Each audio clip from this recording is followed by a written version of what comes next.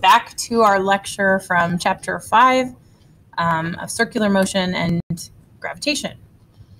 So until now, we have been working in the flat Earth approximation, where we only consider motion of objects close enough to the surface of the Earth that it appears to be flat. Now we're going to consider the fuller picture of being able to pull away from the Earth and see that it's actually a sphere, and think about a more general equation for gravity. Instead of mg, we'll have a different equation.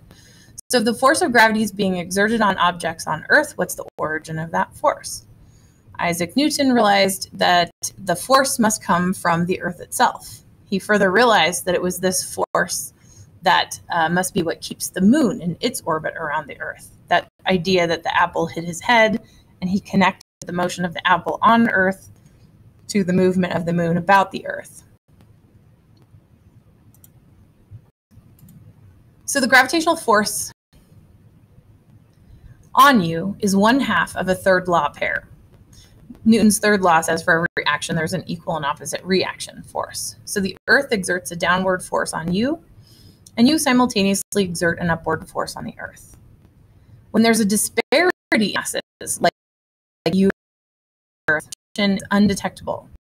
I should say that the reaction force is exactly the same as your weight, but the effect of that reaction force, the apparent acceleration of the Earth, is undetectable, not the force itself.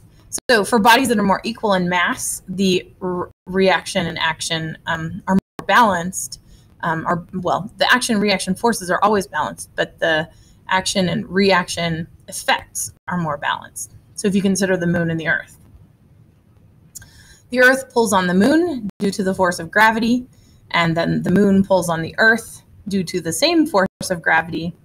The result of the Earth's pull on the moon is that the moon remains in an orbit about the Earth, and the result of the moon pulling on the Earth is that it does wobble as the moon moves around, and more significantly, the moon pulls on the Earth enough that the water on Earth moves in the direction of the moon. So the gravitational force must be proportional to both the masses. By observing planetary orbits, and thanks to a whole bunch of data collected by astronomers before him, notably Johannes Kepler, and I have to answer the